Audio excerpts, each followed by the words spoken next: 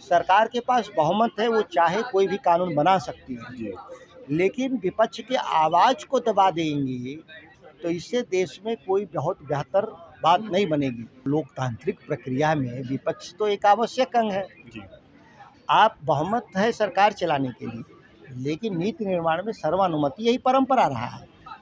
तो विपक्ष 240 लोग हम लोगों की बात को नहीं सुनी गई तो सर्वानुमति कहाँ हुआ? तो आप बहुमत से फैसला करना चाहते हैं, जबकि लोकशाही चलती है लोकतंत्र सर्वानुमति से, सरकारें बनती है बहुमत से। इस बात को जब सरकार में बैठे लोग इस बात को नहीं समझ पाते तो उनकी योग्यता को समझ लीजिए। सरकार में कितने अयोग्य लोग हैं। यहाँ एक छोड़िए 240 543 में से बोल रहे हैं और आप बात नहीं सुन रहे हैं तो यह सत्ता पक्ष की विफलता है। वक्त की जमीन थी जिस पर वो रिलायंस की पूरी घर बने हैं, अंबानी के घर बने हुए हैं। देश कारोबारियों के लिए नहीं है।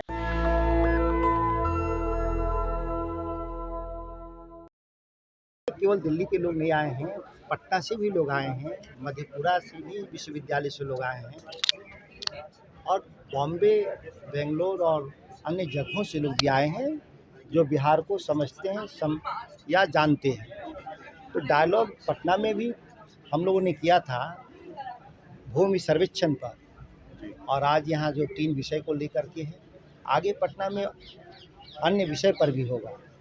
क्योंकि बिहार को अब आगे जाने के लिए ज़रूरी है कि नए नीति की ज़रूरत है। सुधार का फ़ायदा तभी मिलेगा जब अब आर्थिक सुधार हो। अब इसके बारे में सर्वानुमति है, लेकिन रास्ता क्या है इसके लिए सभी लोगों से राय ली जा रही है। लेकिन सर, बिहार में जो सरकार है, एनडीए सरकार डबल इंजन की, वो कह रहे हैं बिहार में खुशहाली है, शिक्षा का स्तर अच्छा है, एजुकेशन में, हेल्थ में बिहार अच्छा है। लेकिन आप लोग यहाँ डायलॉग कर रहे थे, चर्चा हो रही थी, आप लोग कह रहे थे बिहार में शिक्षा की बदहाल स्थिति है, एजुकेशन नहीं है, हेल्थ सुविधाएं नहीं है। यह केवल हम लोग आरोप लगाने के लिए कोई डायलॉग नहीं कर रहे हैं सरकार पर जी। लेकिन सरकार के द्वारा सामाजिक आर्थिक जो जनगणनाएं हैं और विभिन्न स्रोतों से जो आंकड़े हैं वो तो भयावह हैं। जी। जो इतनी संख्या में छात्र यहाँ आए हैं दिल्ली यूनिवर्सिटी में, ये तो सब बिहार के लोग हैं। जी। तो दिल्ली तक आए हैं ना कहीं हमारे पास सुविधाओं का अभाव था, इसके चलते लोग आए हैं यहाँ। इस कैंपस से बाहर जाएंगे अगर हम किसी सरकारी हॉस्पिटल में, एम्स और आरएमएल के पास, वहाँ भी आपको बिहार के लोगों की भीड़ दिखेगी। जी। आप रेलवे स्टेशन पे जाएंगे वहाँ पे बिहार के लोगों की भीड़ दिखेगी। तो आखिर भीड़ दिल्ली में क्यों है? हमारी राज्य की विफलता है इसलिए दिल्ली में भीड़ है। पटना स्टेशन पर या दरभंगा स्टेशन पे क्यों नहीं दूसरे राज्य के लोग आ रहे हैं? क्योंकि हमारे पास अवसर नहीं है, इसीलिए बाहर से लोग नहीं आ रहे हैं। जो लोग हैं उनके लिए भी अवसर नहीं है, इसीलिए बाहर जा रहे हैं। तो राज्य सरकार तो अपनी वाहवाही के लिए बहुत कुछ कहेगी, लेकिन सच्चाई तो कुछ अलग है। सर, बिहार में जो स्थिति है, आप भी आरजेडी के सांसद हैं, सरकार आपकी भी रही है, ऐसा नहीं लगता कि आप लोगों की भी एक जिम्मेदारी थी जब आप लोगों की सरकार थी, बिहार तरक्की करे, लेकिन उस समय भी बिहार मतलब पिछड़ेपन का ही शिकार रहा? आश्चर्यजनक है कि हमारे प्रयास आपको नहीं दिखे। 5 लाख जो हम लोगों ने सरकारी नियुक्ति की जी। वो किस काम के लिए किया था? माननीय तेजस्वी यादव जी ने कोई अपने लिए सेवादार तो बहाल नहीं किया था। जी। बिहार के शिक्षा क्षेत्र में बदलाव के लिए शिक्षकों की नियुक्ति, स्वास्थ्य सेवाओं के बेहतर बनाने के लिए स्वास्थ्य डॉक्टर और नर्सों की बहाली, जी। कृषि क्षेत्र में सारे तकनीकी ज्ञान को फील्ड में ले जाने के लिए कृषि क्षेत्र में बहाली। तो हमारे तो प्रयास नहीं दिखते हैं आपको, तो ये अब आपकी समस्या है। शायद मीडिया के लिए भी हम लोगों को एक क्लास ऑर्गेनाइज करना पड़ेगा। 17 महीने कोई बड़ा कार्यकाल नहीं होता है कि हम बहुत चीज़ बदल देते जी। लेकिन हम बैठे नहीं और हम एक जूनियर पार्टनर थे, हम सीनियर पार्टनर नहीं थे। और विवाद भी हुआ, मैंने इस्तीफा दिया कि नहीं, सरकार चाहती नहीं थी कि बदलाव हो। लेकिन हम लोग उस जितने दिन रहे सत्ता में उतने दिन हम लोगों ने बदलाव के लिए कड़ा संघर्ष किया तेजस्वी जी के नेतृत्व में।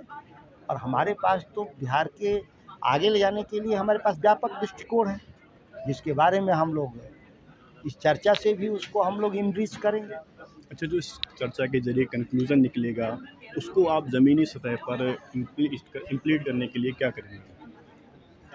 जितनी चर्चाएं ज़्यादा होंगी, बिहार के जो राजनीतिक दल हैं उन पे दबाव बनेगा कि बिहार की जनता जो सोच रही है उस हिसाब से अपने घोषणा पत्र को ठीक करें। और जब सवाल है कि जब घोषणा पत्र ठीक होंगे, लोगों में जागरूकता आएगी, राजनीति करने वाले लोगों में, जी। कि बदलाव के रास्ते अलग हैं और उनका प्रयास अलग है। इससे एकरूपता भी पैदा होगा इस चर्चा से। इसका बहुत बड़ा व्यापक असर होगा कि जनता और नेता के बीच जो गैप है, कार्यशैली को लेकर, सोच को लेकर, नीति को लेकर, उसमें गैप खत्म होगा और बिहार तेजी से आगे जाएगा। अच्छा सर, हाल ही में पार्लियामेंट के अंदर जेपीसी ने वक्फ बोर्ड के मामले पर एक रिपोर्ट पेश की है। अपनी जो जेपीसी की जॉइंट पार्लियामेंट्री कमेटी थी उसकी रिपोर्ट पेश की है, जिसको लेकर काफ़ी विवाद हो रहा है। विपक्षी सांसद इसका विरोध करें, क्या वजह है? विरोध का जो सबसे बड़ा कारण है कि लोकतंत्र में डिफरेंस वॉइस, डिसेंट नोट, असहमति के शब्द,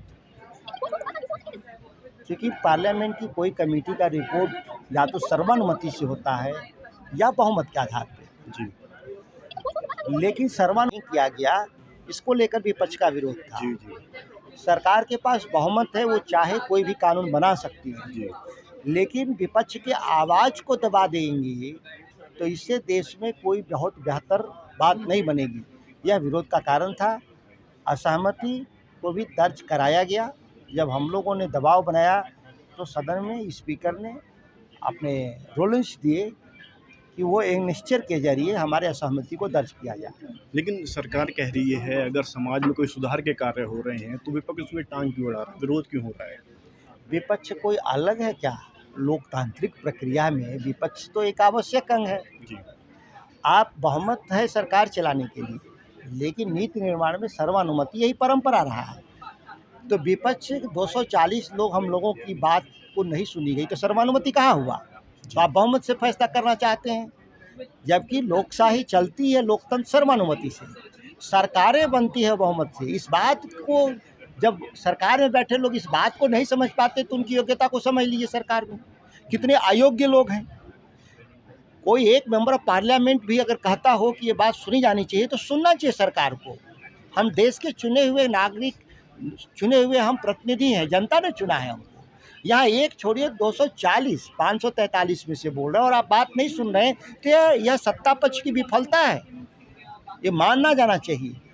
और आप नहीं सुनते हैं, इसीलिए जीएसटी जैसे कानून में 1000 बार बदलाव हुआ। आप नोटबंदी में सैकड़ों बार बदलाव किया। क्यों बदलाव होना? चूँकि नहीं आपने विपक्ष से राय नहीं ली, विपक्ष की बात नहीं सुनी, इसीलिए रोज़ बदलाव करते हैं, जिसका खामियाजा है कि जो पूरे जो कारोबारी हैं, स्टेक होल्डर हैं, वो कन्फ्यूजन में रहते हैं। इसीलिए आपने देखा हो ग्रोथ धीमा हो गया, देश का आर्थिक तरक्की धीमा हो गया, तो कई खराब परिणाम भी आए, बैंकों के कर्जे बढ़ गए, लोगों की आमदनी घट गई।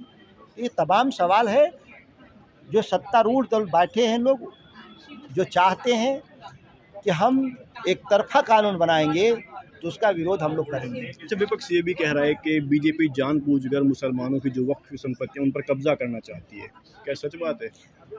सच बात भी है और इसके लिए ही कानून लाया गया। एक वक्फ की ज़मीन है मुंबई में, जी जिस पर एंटीला नाम की बिल्डिंग बनी है जो रिलायंस समूह के मालिक की है। जी वह बच्चों के, नवजात बच्चों के लिए धर्मार्थ संस्था थी। उस धर्मार्थ संस्था वक्फ की ज़मीन थी जिस पर वो रिलायंस की पूरी घर बने हैं, अंबानी के घर बने हुए हैं। ये तो उदाहरण है छोटे छोटे। आप ज़मीन को बेच देंगे कारोबारियों को, आप धर्मार्थ संस्थाओं की संपत्ति को जब्त करके आप बेच देंगे बड़े बड़े कारोबारियों को। देश कारोबारियों के लिए नहीं है। लोगों ने जो दान दिया है वो समाज के विकास के लिए दिया है, दान सरकार को नहीं दिया है, और सरकार ज़बरदस्ती दान की ज़मीन छीनना चाहती है। लेकिन मेरा सवाल है कि क्या जो 20 साल में जो बच्चे जो पहले हम भी सरकारी स्कूल में पढ़े हैं बिहार से, फिर दिल्ली में आकर हमने कोर्सेज किए, लेकिन वहाँ अब वो सरकारी स्कूलों में शिक्षा नहीं मिलती शिक्षा मित्रों द्वारा, क्योंकि टीचर्स खुद नहीं पढ़े लिखे हैं, तो वो बच्चों को क्या शिक्षा देंगे? तो इस गैप को आप कैसे दूर करेंगे? एक तो हम लोगों ने पहला काम जो किया, जब हम लोग सत्ता में थे 17 महीने तेजस्वी जी के नेतृत्व में, तो हम लोगों ने शिक्षा मित्र के कंसेप्ट को ख़त्म कर दिया। उस तरह का कोई भी अब शिक्षा व्यवस्था में शिक्षक नहीं घुस पाएगा। जो हमने जो मॉडल जो डेवलप किया, जो सबसे आप बीएड करेंगे अगर उसमें गड़बड़ी हुआ तो उसकी एक सक्षमता परीक्षा होगी, उसमें भी आप गड़बड़ी करेंगे तो हम बीपीएससी के जरिए हम स्कैनिंग जो कर रहे हैं हम 3 स्तर पे कर रहे हैं कि कोई गड़बड़ शिक्षक न बन जाए। 20 साल में जो शिक्षा व्यवस्था जो खराब हुआ शिक्षा मित्रों के जरिए बिहार में नीतीश कुमार की सरकार ने किया, तो उसके सुधार के लिए तो हमने कर दिया, लेकिन पुराने इम्पैक्ट को ख़त्म करने के लिए हम लोग भी लगे हुए हैं। इसीलिए जो वो शिक्षक जो सक्षम नहीं थे या जिनके पास पर्याप्त डिग्री नहीं था उसको हाई कोर्ट के ही आदेश से लेकिन वो निकाले जा रहे हैं। मैं ये चाहता हूँ, व्यक्तिगत मेरी राय है और पार्टी से भी मैं बात करूँगा कि ऐसे शिक्षक जो सक्षम नहीं हैं उनको दूसरे विभाग में काम में लगाया जाए और वो जगह खाली कराया जाए और सक्षम लोगों को लाया जाए। ऐसे अगर कुछ लोग बचे होंगे तब मतलब देखा था कि पीछे कुछ टीचर्स की एग्ज़ाम्स भी लिए गए थे जिनमें किसी भी तरह वो पास कर गए, उन्हें कंप्यूटर चलाना नहीं आ रहा था, ये सारी चीज़ें थी। जब आप देखिए ये कंप्यूटर चलाना नहीं चलाना वो हमारे ज्ञान से मतलब नहीं है, उसको वोकेशनल का है, ट्रेनिंग का मसला है। तो ऐसे लोगों को जो लोग नहीं चला पा रहे हैं, क्योंकि एक बात सही है कि कोविड के समय में ज़्यादातर क्लासेज ऑनलाइन हो रहे थे, तो सभी लोगों को कंप्यूटर और नेटवर्क का ज्ञान होना चाहिए। तो ऐसे जो लोग नहीं हैं उसको ट्रेनिंग के जरिए भी इसको गैप को पूरा किया जा सकता है।